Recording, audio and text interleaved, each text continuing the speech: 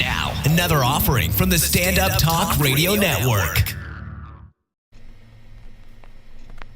You must remember this, a kiss is still a kiss, a sigh is just a sigh. The fundamental things apply as time goes by. Welcome back, everybody. Comedy Hole Podcast, Sal's Comedy Hole Podcast from Melrose Avenue. This is James Quinn. I'm here with my trusted producer, Ari Mannis. Hey, James. How's it going today? Ari, I've been thinking a lot about the podcast. First of all, I'm getting past the fact that I hate my own voice. I'm getting past that. I'm getting past the fact that I'm on the worst podcast in the country. I'm getting past the fact that I'm a terrible human being that's not funny once you say go. The problem I'm having this week is you. Okay. And what's the problem with me this week? Okay. We did a best podcast ever. Of ours, not best podcast like ever on the internet. We did a best podcast of the 9 that we've done or 7 that we've done. And That was who? Kyle Kreis. Kyle Kreis. And then you took a week to put it up, and you put it up the same time you put up Ricky Luna's podcast. You told me to do that. Listen to what happened. You essentially buried the lead. You took our greatest podcast of all time, and you made it look like it was, if some new person stumbled across StandUpTalk.com, pressed on Sal's Comedy Hole Podcast, looked at the podcast, Ricky Luna would have been, and mind the way, I enjoyed Ricky Luna's podcast. Mm-hmm. I don't enjoy the way my producer buried the best one we've done so far as if, we missed it. Let's just go on. First off, you told me to put them both out. Because it was a week late, Ari. It was a week late. And secondly, you still act like people listen to this podcast. You are young enough for me to fuck your mother, sir. So please watch the way that you talk to me. No one is listening. Our best episode has 40 views. That's nice. Fuck you. That's awesome. And by the way, I know how they do those, the ratings, by the way, on the podcast. That means about 4,000 people have listened. No, it means like 20. Oh, you son of a bitch. It's the opposite of that. It's the opposite. All right, well, I'm not good at math. So I had an interesting day yesterday, Ari. I bought a Nissan Frontier pickup truck. I saw that. Pretty cool. Yeah, it's You happy with it? Why'd you go Nissan as opposed to a good old American automobile manufacturer support the dying American automobile industry? Well, first of all, you don't like America or what? The dying American automobile industry is assembled in Mexico from parts and Canada. From Canada. Yeah, there's no such thing anymore. I mean, there are technically foreign car companies out there that have larger manufacturing plants in Virginia than there are Ford or Chevy plants in the United States. True. So I'm not going to do the research to even figure out who to rip me off. Whoever it is, they're eventually going to rip me off. And I had a Nissan Frontier before. I was going in for the Toyota Tacoma.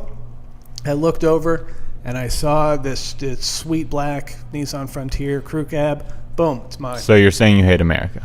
Yeah, I've always hated America. Son of a gun. I cheered the loudest on 9/11. I really did. Oh my gosh, too soon. Really? That one was too soon? I was going to say Boston Marathon, but... no, I love this country, obviously. I just want to drive around in a Japanese Nissan pickup Frontier. truck. That's cool. Yeah. And so you got a good deal on it. Have you fucked your wife in it yet?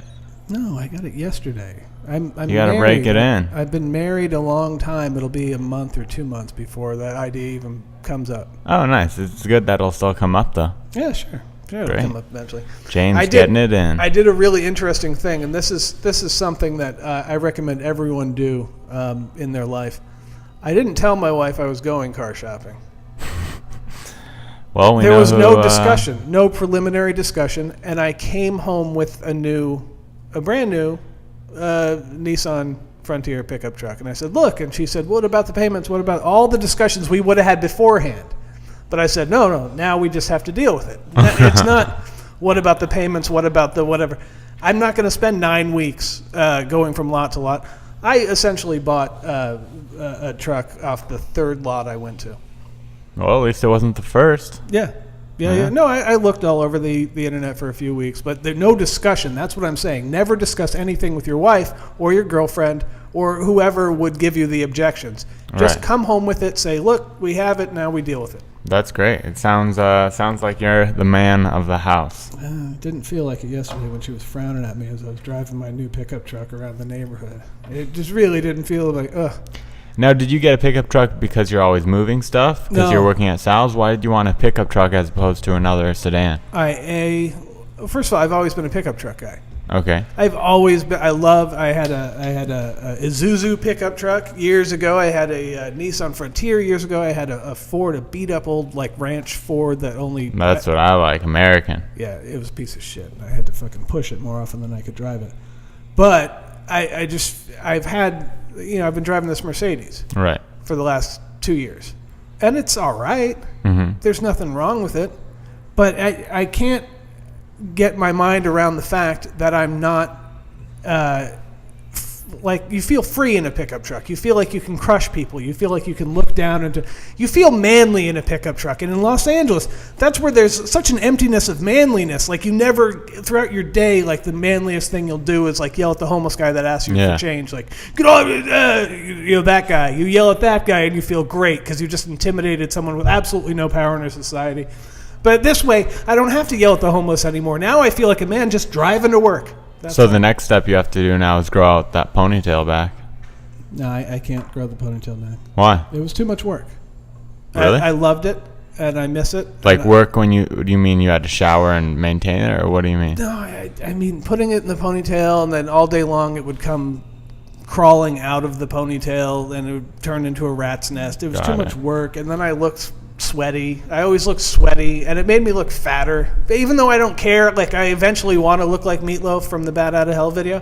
I essentially don't care how fat I look, but it was pretty extreme. It was making my face look fat.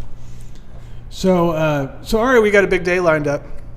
Yeah, we do have an exciting guest. Right. He's African American, so I like that about him. I could tell people I have black friends. Every guy wants that. Do you know, I don't know, and I know a lot of people, I don't know a worse racist than you.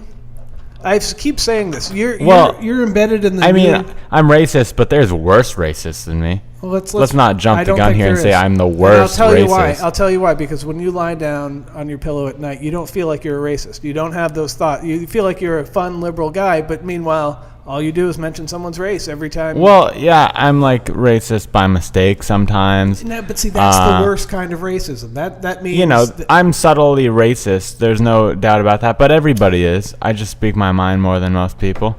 Everyone's slightly racist in their own ways. Well, let's bring him into this conversation, ladies and gentlemen. Let's welcome to the podcast right now, our guest, Mr. Jeremy Scippio. Everybody. Yeah. What's going on, guys? Going on, Jeremy? Were you listening to Ari? Yeah. What is that? What is that show? Why do we deal with that in 2013? You know what? I get into so many racial disputes with everybody. I don't want to actually ruin this podcast by going into how I've never been to Africa. Well, what I don't get, I'd like to go to Africa. What I don't get is if we had on Ricky Luna, and we had on we haven't had a woman yet, but I'm sure if we had a woman, and if we have, I thought you said you had Ricky Luna. But that's what he does. He goes right towards what someone is, and like that's part of your introduction. Like, oh, he's a black guy. It gets people to listen. I don't think it does. For the listeners. I think you're racist. Bad hosting, huh? It's called bad hosting. I don't get it. I'm not the host. We had a host here at the open mic at Sal's Comedy Hole that he was bringing up a lady, and he said, "And now for a woman comedian." Like we're gonna know in 30 seconds. Just give her an introduction. Yeah, it sucks, but you know what? It only bothers us that are informed. You know what I'm saying? The people who know better do better. The people who don't care. Right. Like to the audience members or people who listen to this podcast, they just be like, oh, well, he is African American. I don't understand the problem. Yeah. So it's really, or he is gay. You know, nobody would care. But the people who don't know better, they long distance skateboard. Yeah. That's basically what you're saying. Yeah, they don't care. Hey, I never said that someone should care. But if you make it part of the introduction, you make it part of, like, that's why you know someone, or that's how you know someone. Well, it's also people are listening to this, so then they could visualize. They could visualize it better. Well, why do they have to visualize his race? You didn't say that I'm Irish. Well, they already know you're Irish. They don't know they that. They listen to past episodes. I don't remember ever. Some people do call me Black Jeremy. So, I mean... I don't call you that. Is that in relationship to knowing a white Jeremy? No, just in relationship is identifying me for no reason. I don't know. Okay, listen.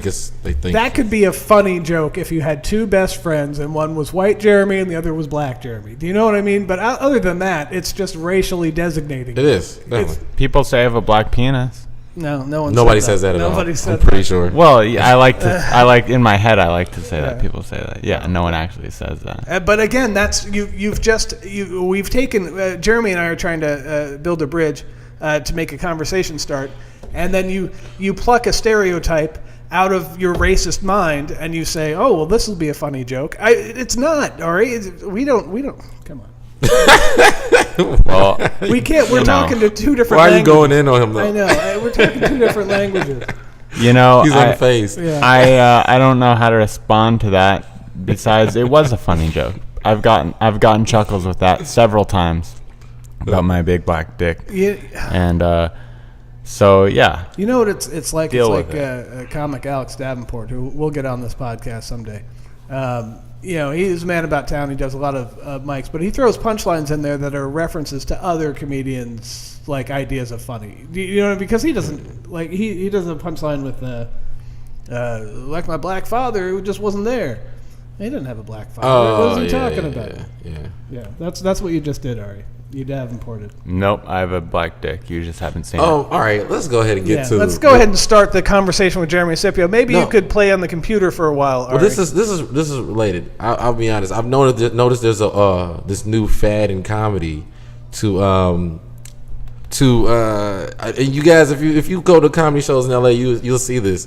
The new thing is to make black people racial references. Right. When it is not needed, like literally, like just like Def Comedy, like how white people were for Def Comedy Jam in the '90s, black people are to this alt community of comics. Right. Because it's really funny to watch. Because the new comedy, basically what we do is every few years we double back on a concept that was gotten rid of, and now we say it sarcastically, but we're really saying it. Oh man, beyond. Yeah. And it's like, man, I can name a whole bunch of comics. I mean, they all have the same jokes. I'm not even gonna lie. I mean, Chris D'Elia has a joke about it. I mean, so many of them. I mean, open micer.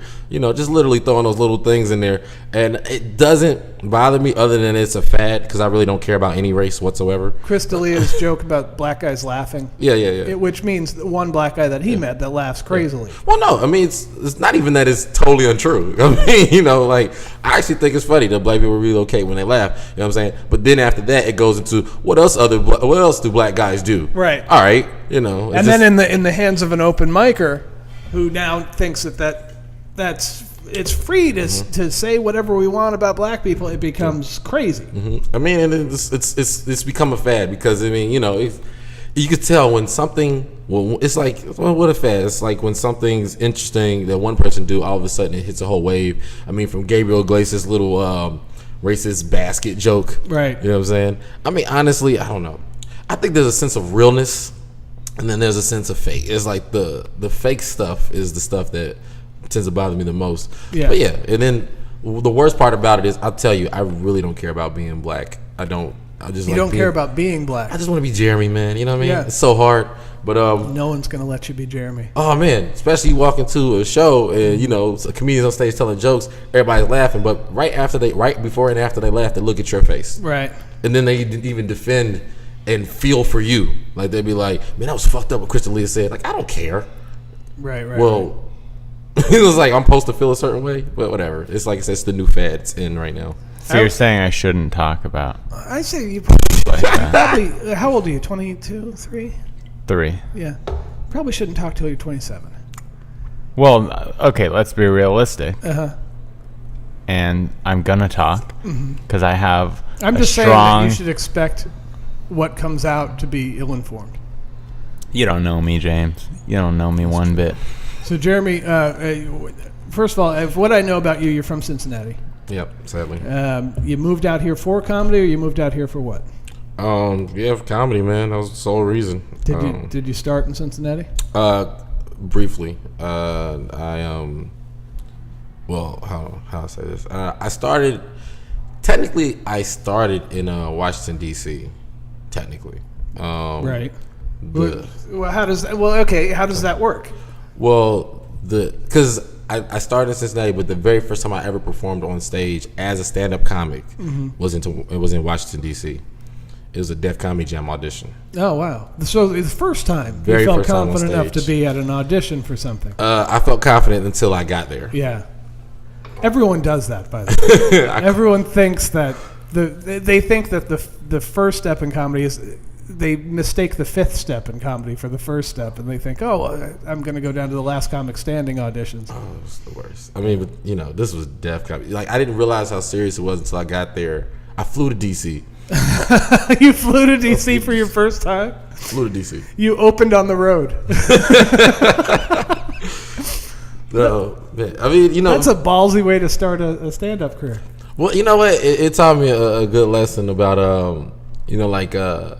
pretty much, I think, was it Oprah or, this is a quote floating around about, they said, the successful people are lucky, but not lucky in the sense of gambling, lucky in the sense of when opportunity meets preparation. Right.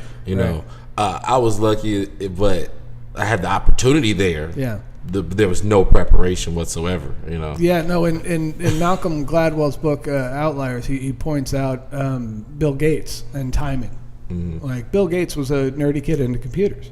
Mm-hmm. And his, where he grew up, the ladies' society of something, there were no computers in the country. No one had a computer at their house. No one had it was just these technical things at colleges that were barely being plucked away at by nerds. Mm-hmm. So this ladies' function bought one for like the basement of this church so that nerd kids could do it. And Bill Gates was the only kid that went down there and took them up on it and played on this computer and figured stuff out. And it was like old-fashioned computer where you had to plug stuff in and then switch it and plug it in again. So when his time came, the country was needing computers to solve all the problems. The country was needing there was a wave of computer purchasing and whatever, and there was only a couple experts in the world. And he just happened to be one of those dudes. If he had come 10 years later, he could be just as smart, and he'd be your computer repairman at Best Buy. Exactly. And you'd go in and you go, "Hey, Bill," and he'd go, "Hey," and you'd go, "That's the smartest guy I know fixing my computer." And that's exactly where I'm at with my comedy career. Yeah. You're too late. 10 years too late. Too smart, too late. How old were you when you started? Man. Well, that for the very first time, I had just turned 18, but I promise I didn't touch a mic again after that experience for another year. Yeah. Because it was so traumatic. Bad. Yeah, and then it was back to reality. Like, I crashed all the way back to Earth. So you fly this audition in DC. How long are the sets? Like, do you have an idea of what's about to happen to you? No, not at all. It was like I think it was like 2 to 3 minutes. But 2 to 3 minutes. Yeah. They light you early. I mean, it was Def Comedy Jam. Like, they were serious. Did you have an idea of what you wanted to talk about? I did, but my family was trying to give me jokes. I was like, "Nah, I got this. I got it. I got this." Stand back. You just get HBO and you don't worry about it. I mean, I wasn't that confident, but I always knew.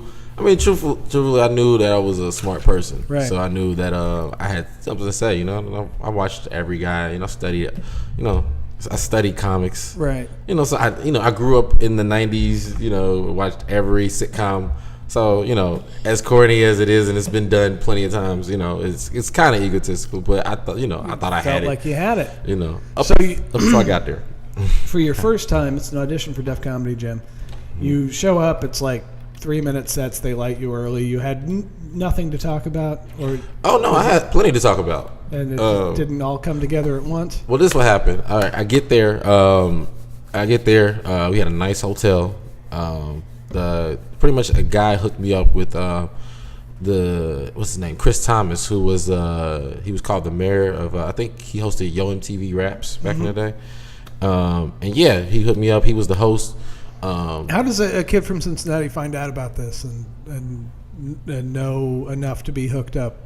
Man, I told you, opportunity, man. Opportunity. Just literally, somebody just was like, it was a DJ. He was like, "Yo, man, He was like, man, I heard you do comedy. And I was like, yeah. And you hadn't done comedy. Never done comedy a day in my life. Yeah. He was like, man, well, are you serious about it? I was like, yeah, I'm serious. Never done comedy a day in my life. Yeah.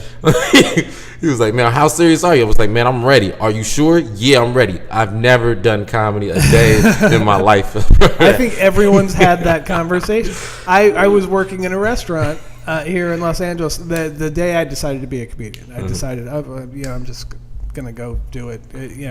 I have nothing holding me back and nothing to look forward to in life. And I turn, it's a brand new restaurant, so a bunch of people are brand new. We all don't know each other. So I'm talking to my brand new coworker, who's this lady, and she says, so what do you do? And I go, I'm a comedian. and she goes, oh, so am I. Where do you perform? And I didn't have an answer to anything that she had questions to. And about 3 minutes in, she was like, oh, wait, you mean you want to be a comedian? Yes. And I was like, no, I'm a comedian. I just made the decision just now. It was a horrible moment in my life. You know what I call those people? I call those people Thanksgiving dinner table funny. Yeah. You can entertain your little family at Thanksgiving dinner, but frat house funny. It's not a career. Frat house funny. You're hanging out with 4 dudes, and you're the one consistently getting laughs, and you think, oh my god, I can fucking turn this into being the next. And that's not how it works. I have an uncle. My family's like he's always been the uncle to scare people and all that stuff. He was always a practical joker. My aunt slips up and says sometimes, she says, oh, you know your uncle, he's the real comedian. What does that mean? What does that mean? We never heard you be funny, Jeremy, but uncle. But it's okay because those type of comments is what brought me here today. You know what I'm saying? That's the type of stuff I can say. So you get done with the Def Comedy Jam audition. I'm sure it was brief. I'm sure it was traumatic. Well, let me go into that just a little bit. Okay, yeah, it was super traumatic. I guess you could say, I don't know. It was deserved, honestly. Right. So I get there. I get introduced to the right people. Actually, one of the first people I met was Bob Sumner. He was in the back yelling at everybody, and like I said, I didn't realize how serious it was until I got there, and just about every other person who was there was somebody from television already. Right. Has been on either MTV or Comedy Central, Comic View on BET. I can always tell those people by their T-shirts and jackets. Have you ever noticed that? What do you mean? When you're brand new and you look and people, that's like a $40 T-shirt. Oh, yeah. What is he doing in a $40? Oh, it was 2 seasons on MTV Beach House Caribbean or something. Yeah. And the guy who I was kind of a fan of was a guy named Tony Woods. He was there, and I was like, "Oh snap, Tony Woods here!" Like I just got finished watching these guys on like a DVD.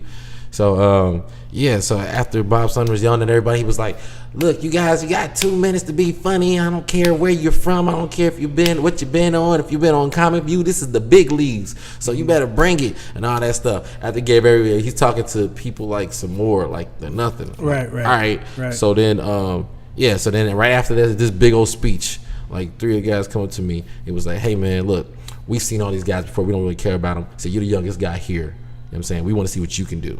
So you're going up first. I was like, "Oh, I can't go up first." He said, "You got to, man." I was like, I can't go up first. He was like, "All right, you're going up second though." He said, "Because honestly, we're probably going to lose interest probably like 4 comics in." They made you take the bullet? Did you? One up second. So I'm getting ready. I have 3 jokes lined up. I knew exactly how they were. I practiced them in the mirror. Never said them on stage before because I've never been on stage before. Never said them out loud. Never even said them out loud. Yeah. So I go. Yeah. So I they call the first guy up there, and he was like a young-looking Steve Harvey type, but he had a loud suit on, big diamond earrings. I mean, he looked like he should have killed, but he got booed. I mean, he was talking loud, doing all the stereotypical black stuff. You gotta whoop your kids like this. Boo, boo, boo, boo. First guy in. So like, all right, coming up next, Jeremy Scippio. I'm like, oh shit. So, booze. I go up and no, I didn't get booed. No, for the guy before you. I couldn't imagine first time on stage to hear booze. I would have run away. They booed him. They booed the mess out of him. Yeah. So yeah, I go up, tell my first joke. Nothing. Yeah. Absolutely nothing. Told my second joke, And I made the early common mistake of thinking maybe they didn't hear me, so I repeated it. Yeah. Oh no! It's the worst. Oh my gosh! Never heard so much silence. And that's why I don't wipe my ass anymore. So why didn't they boo you? Well, I'll get to that. I'll get to that. Yeah. It's a theory of mine. I don't know if youth, but no, not even youth. There was a lady in the back. Right after I finished that, whatever was my thirdish joke, she was like, "Go on, baby, you can do it. You got this. You got this, baby." And yeah, so I left. I felt like my grandma's spirit possessed this lady to support me for some random reason. I don't know, but it was funny because before the show, like everybody was on me, like buying me drinks, like I was like the man. You know what I'm saying?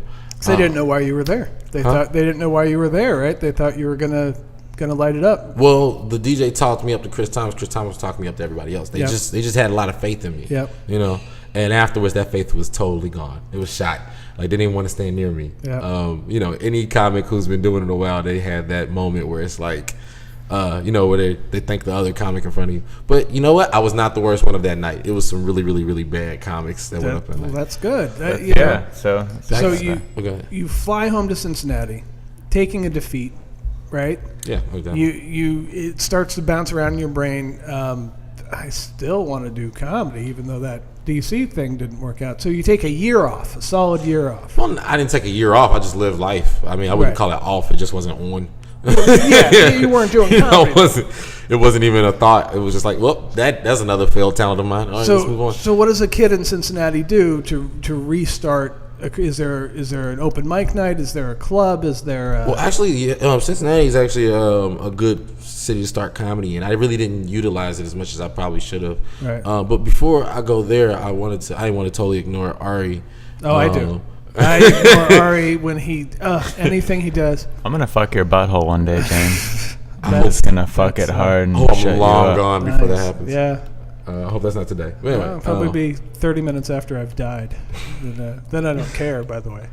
But he asked me, why do I feel like they didn't boo me? You know? Right. It's like, why did they, And yeah, part of it was because I was young. But I learned the thing about me was that, see, I have a lot of potential. You know what I'm saying? A lot of people believe in me. I have, a lot of people say, even if I bomb, it's like, oh, you're likable, very likable on stage. You are likable. And that's sellable. You know what I'm saying? There's a lot of people who are, extremely untalented, but are very likable on stage. Well, likability and trust are the two keys to start. Like, the audience naturally likes you, naturally trusts you. It goes a long way, especially in the setup before you get to a punch and you're just sort of talking. Likability and trust is the only thing that's going to keep them listening. The whole interest. I'm interested in hearing what this person has to say. Just needed the funny. There's a weird thing. I read an article about height in America, and it was part of a book, and then I went and I got the book. I'm 5'9", right? Successful people and tall people, their percentages match. As far as what do you mean? Well, people that are tall are seen as natural born leaders, so throughout their life they're given a slight benefit, just a small percentage of benefit of trust, and they end up being the bosses. When two employees are equal somewhere and there's a promotion open, the taller guy gets it. Because he's already seen as the boss down there among the two people. And I started thinking, well, that can't make sense. And I'm not explaining it as fully as I can. They backed it up with a bunch of scientific research. Presidents, we've only had 2 that were shorter than 6 foot. The national average is 5'8.5". Really? So an average person has only been president twice in height. So there's something to height, and there's something to that. There's a height complex, there's a beauty complex, there's all these things. And I thought, well, that can't be true. And then I go to the Comedy Store and I start looking at all the past comedians, all the comedians that have passed, even throughout the years. And it bears out that a large majority of them are 6 foot or taller. Really? Yeah. Because the audience gives them trust in their setups. Well, also, I mean, that's why most platforms are raised. Right. No, yeah, I get it. But also just in meeting someone, like a comedy club manager walks up to a comedian, he's 6'2", you give him a little bit more respect than you do the 5'7" guy. So we gotta work harder. You gotta work harder. And the times when it didn't fit, like the who's that guy at the Comedy Store from Mad TV? Oh, Bobby Lee? Bobby Lee. Like when you see someone who's notably shorter, what I noticed about their sets was they're much more animated, and they're much more they're more dependent on certain crutches that other, not that Bobby Lee has any crutches, but certain cartoony animation, because they have to get around the whole the audience doesn't trust them sort of thing. Interesting. Yeah, so I'm going to be wearing lifts. Lifts, that's the same as heels, actually. Heels? Yeah, so you're technically be cross-dressing. That's fine. I don't care. Eddie Izzard cross-dressed. He's got a pretty good career going. Are you going to wear breast pads so people see you look more authoritative? You know, the coconut bra? Yeah. I'm going to wear that. I think that'll add an extra element of silly.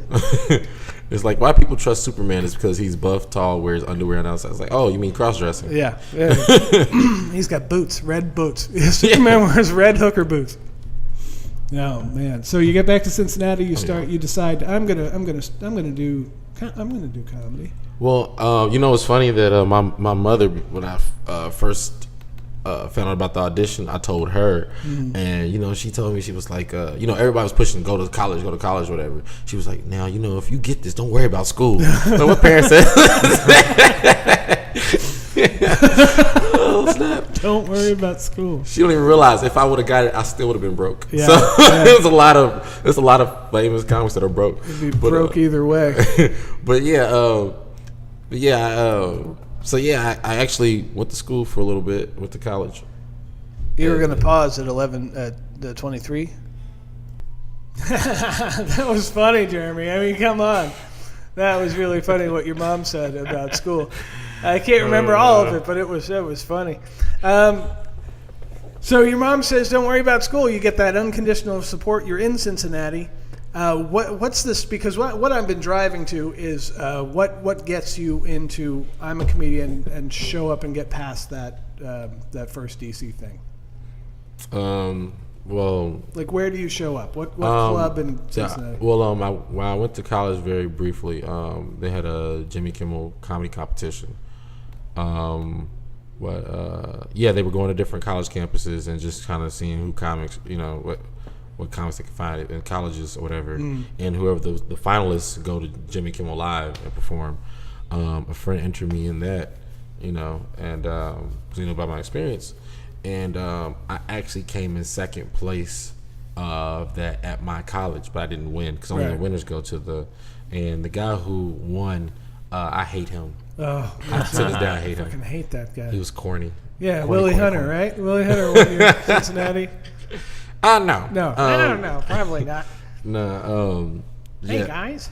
But hopefully he's not in comedy. If he is, I would love to challenge him again. That's the thing about it, is you gravitate towards contests. Not on purpose. Your first two things were contests. I'm talking about when does Jeremy Scippio show up and start working material somewhere? Well, look, okay. Why is it a secret, Ari? Why is this part of secret? Okay, look. So then after that, I'll say another year passed. So 2 years, 2 sets. I'm not kidding. Yes. 2 years, 2 sets. I started trying to get into at this point I'm about 20. Started trying to get into the Funny Bone in my city, which is Cincinnati, but technically Newport, Kentucky, which is across the river. Right. They wouldn't really let me in because I was young, under the age of 21. You're not the drinking age. But I took very briefly. I took a comedy class because the guy actually, he was like, he said, "You're not allowed in here," and he was like, "What are you here for?" I was like, "To talk to the manager." Or whatever. He's like, "Oh, about the comedy class?" I was like, "Oh yeah." yeah, that's why I'm here. So you wind up in a comedy class. Yeah, and a guy named Jeffrey Jenna, he was real cool. He let me come in and do sets, and He's dead now, right? No. I'm sorry. I don't know. See, he might listen to this. He might be the one viewer that. He's not. We don't have any Kentucky listenership. But he let me start doing sets, and And right after I did that, I just kind of set up my life to move here. Right. So how many, like, this is what I'm driving towards, because we talked to a few people about moving to Los Angeles for comedy. So how long do you spend then? If you had the first 2 times, they were both contests. They spread out over 2 years. You go to this comedy class in the Kentucky-Ohio border. You do that, and then how long do you spend as a micer or a new comic in there before you move here? Well, it's just like how you get gigs here. I mean, it's all for who sees you, who knows you. So I was, there was this local little club scene. Like, it was like, when I say club, I mean like dance clubs. Like, pretty much, what people would call the Chitlin Circuit here in Cincinnati was just like, it was just places they put mics up. Bunch of hood comics. Yeah. You know what I'm saying? A bunch of has-beens and, coming, up and comings. And, I went on stage nervous. Anybody who knows how black people's their entertainment quality, I guess I can say that, they're really tough judges. You know what I mean? Their taste. They don't give you a chance. So I went up and I was nervous. Had a guy show me the ropes at a few of those type of spots, and then I did it probably about 4 or 5 times over the course of 6 months. But do you feel like that goes for everybody? The black audience, they don't give you a chance. No, they need you to bowl over, or because I have felt, and I've done 5 all black rooms. Where I felt like I was the only white guy. I wasn't the only white person there, but I was definitely the white guy on the bill, and then the crowd was majority African American. I thought I got an incredibly warm reception all 5 times, and they turned out to be some of my best shows because I do really like dirty jokes, kind of. Well, it's like remember you were saying about we were talking about likability and trust, right? Whatever. I'll tell you what, the expectations for you are actually, it's weird because you would think they'd be lower. They're actually higher, because you're the white guy. They expect white stuff to come out of your mouth, and that's it. Right. To be like forgiving to the black, because a lot of people just go like, oh, they just want to hear, black stuff. They just want to hear nigga shit. It's like, oh, talk about dicks and pussy and all. It's like, that's not, black people are a little more complicated than that. It's not just that. It's that I would say the best thing, like what I try to use pride. They like being proud. A lot of comics, especially alternative comics, are self-deprecating. Right. Nobody wants to hear that shit. No. You know what I mean? Unless you're really talking about how messed up your life is, but you're still here today. Right. You know what I'm saying? They like hearing that type of stuff. You know what I'm saying? But it's like, this it's just certain level. You know what I'm saying? And also, it's how how the mainstream treats comedy shows compared to how black people treat comedy shows. If you look at the mainstream, they treat it like they're going to the movies. Right. For black crowds, they're going out. Right. That's the plan. Night out. That's the night out. That's equivalent to going to the club, wearing your best stuff. You know what I'm saying? You got if you see how much money goes into black shows versus mainstream shows, it's way the biggest shows at every comedy club are the black nights. Right. No, and that's just Sal's Comedy Hole is no different. We have that crazy Thursday night, and that's why we had to buy Cristal. It's really? I got Cristal? To have it available. we had to buy Moet Chandon for people that want to get the Cristal but don't have $500 on them. That's where we really move some bottles, if you know what I'm saying.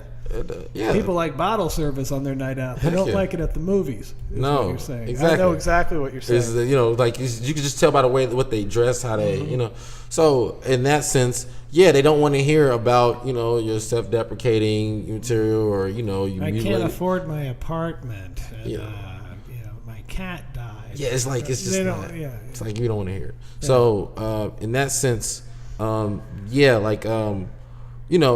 honestly, they have a sense of real. They can sense how real you're being. Yeah. You know what I'm saying? So if that's your reality, it'll go over better. Yeah. Well, but if that's not your reality, that's true with every audience. They don't even know how they're telling. Yeah. They are lie detectors. Yeah. They don't even know how they are detecting your lies, but they are. When you're up there and you're not being truthful, and it's because you're not being truthful. Everyone gets it. The whole audience is at once go, oh, this guy's boring. But that's where I started. And even though it was a lot harder. I think that gave me, like that's the best way to start. To be honest with you. So you pack everything up and you move out to LA. Yeah. I mean, it was a process, of course. I visited out here twice. Do you have family here? No, none. So you visited as a tourist? You came out and looked around, took some pictures? I had one friend that lived out here. Who was that? Ron Avant. He's a piano player. I went to high school with him. I went to high school with Ron Avant, too. By going to high school, Ari, it means we smoked a little weed together. Fuck yeah, dude. Yeah. But I came out here to visit. To be honest, the first time I visited, I didn't necessarily say, oh, I'm going to come for comedy. Right. But that's exactly where I ended up at. And I'm right in front of the Laugh Factory. Right. Now, do you have moments where you think you should have gone to New York since you're so much closer to the East Coast there? No. You'd be a train ride home to see the family? Nah. I love LA, man. I hate to say it. I love LA too. I'm just wondering about the movements of comedy because Kyle Henson. Oh. Well, Kyle Christ too is a good. Kyle Christ did some comedy in New York and moved to LA. But Kyle Henson's in Portland, and he'd say, "Oh, let me just move down to L.A., the center of show business, the beating heart of show business, and start a comedy career." Mm-hmm. Where I think, well, you know what? Actually, I'm more in tune with New York, that style, and honestly, even the comedy circuit. I feel like I'm more in tune with the way they do things there. But I just go with my gut, man. I mean, a lot of people say you shouldn't start in LA because you should come here to be famous, right. But you work out in New York. You should have your 4 or 5 years under your belt before you're in LA. But I think that's people who don't don't know how to navigate. I mean, I navigated pretty well out here. You know I think that not because of navigating. I think that you have to learn. You have to make the jump to acting professionally. Oh yeah, definitely. And that only works with paid gigs. Yeah. And that doesn't happen in LA. You know that there are no paid gigs here. Outside of LA, but not LA. Outside LA, it's you beg to be on shows, or you drive 2 hours to Colton and do a show at Liam's. But they don't have in New York, and forgive me, New York comics, because just hear me out. Mm-hmm. I already know how this goes. But they don't have big nights in New York. I mean, they have big events. Don't get me wrong, right. But it's everybody knows where to go. Generally, where to go to on a Monday or a Sunday here. Right. New York, it's not like that. There's so much going on. You could be anywhere, pretty much. I mean, there are exceptions, of course, but for the most part, you know where to go on Tuesday. But there's actual place where the most is going on here. Right here, there's Pink Taco, holy fuck. I think that hurts. Say what? us. Say again? I'd say here Tuesday is Pink Taco, holy fuck. Licking Joe Davis's ass. I think that. Yeah, right. I think that actually hurts us here. I think that we migrate as a tribe here from mic to mic, knowing which mics are the cool mics, which mics are the good mics, and we actually, within those mics, begin to migrate as an audience, knowing who are the cool comics and who are the uncool comics, to the point where we're seeing the same things over and over and over again. True. But I think what's cool is that, you have to, in a sense, rise to the occasion. You know what I'm saying? Gerard, is a good example. I mean, as far as you can, it sucks being an open micer, but I mean, if you can make your way through that and get acknowledgement, you know what I'm saying? It makes it all worth it. You know what I mean? The people acknowledge you exclusively. You know what I'm saying? And when you're not getting acknowledged, it sucks. Right. It sucks because I couldn't imagine being Ari every day. It's man, was that a good try you just did up there. Yeah. You've never even seen me perform. I have. You've seen me perform here once in front of 2 people. I've seen you perform. You've never seen me at a show ever, once in your life. So, Ari's really good at comedy, Jeremy, is what he wants me to say on the podcast. podcast. What I'm saying is you talk a lot of shit about me, about everybody, but you've never seen me perform. I've seen you perform. We've seen you perform. You've never seen me perform. You've never seen me perform once. You're really good. Once, James. You're really good. Is this you copping out of that? Where have you seen me? I'm not copping out of it, Ari. But you've never seen me. If you want a producer-host fight right here, you'll get one. Because I'll tell you, you have never seen me perform. Every week I put up with you derailing my guest and the conversation that we're having, and I listen to your comedy instinct. You started this. You started this. I think you guys should have a joint comedy show challenge where a comedy show off. You flip a coin. Done. One person opens for the other. Done. And whoever Hooters. let the crowd vote. Hooters, yeah, I've man. invited you to Hooters. You've never. What night is your Hooters? That tonight. was then. This is now, man. Yeah, tonight. Ooh. Hold on. What night is your Hooters? Tonight. It's Tuesday nights. Tuesday nights. What did I used to do on Tuesday nights? I don't know. I hosted another mic. Where? Where do you think? At the place with the bald guy who creeps everybody out. Marty's, yeah. And now Tuesday night has become my date night, and Friday night has become my work night. Where it used to be opposite. Then I finally had to tell the wife, a comic can't have date night on Friday night. That makes no sense. And we've been married a long time, so you're not getting a date night anymore. Right. All right, well, come watch me at Comedy Juice. Oh. Comedy Juice? Comedy Juice. Where? Nice House. Nice House. Yeah, Pasadena Nice House. Thursday. Thursday? So, Jeremy, snap. you hit the ground running. We have to wrap this up or it's going to be a 9-hour podcast. I know. So, Jeremy, you're how many years in? 3. 3 years in. 3 years. Yeah, 3 years. Since my first show, my first major show was November 9th, 2009. So, nice. Yeah. You're living in L.A. I live in L.A., yeah. You're pursuing the dream. You know everyone. Everyone knows you. I made one. I hired you for some business here at the Comedy Club, and I think you came through with flying colors. We're going to pass you more work coming soon. You retired from GameStop. Don't ever say that out loud. You moved on in your life, and I think that's what every young comic should do. And we're gonna do. That should not be my biggest credit. No, I think Ari that we're gonna have to panel. We're gonna have to try a panel podcast with Kyle Kreis and Jeremy and like Kyle Henson or Ricky Luna or somebody. Yeah, that'd be fun. To see where the podcast is so far, because we do have to talk to you more. We didn't get to the chaff of it. And we will get to the chaff of it. You got to the pre-comedy, you didn't get to the comedy we didn't career, get to the comedy, which was illustrious. We could have a part 2. Yeah, we're gonna have a part 2, but I know you have a podcast to get to, and I got to get Jeremy some lunch. So we're gonna be tuning out till next week, kiddos, and thank you so much for tuning in. All 40 of you, did you say? Ari? Sometimes on the best one it was 40. Typically less than that. Wow. All right.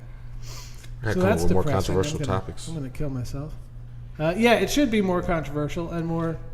So, ladies, thank you, Jeremy Scippio, for sitting in. Ari Mannis for having that argument with me. And I'm James Quinn, and this has been Sal's Comedy Hole Podcast, live from Melrose.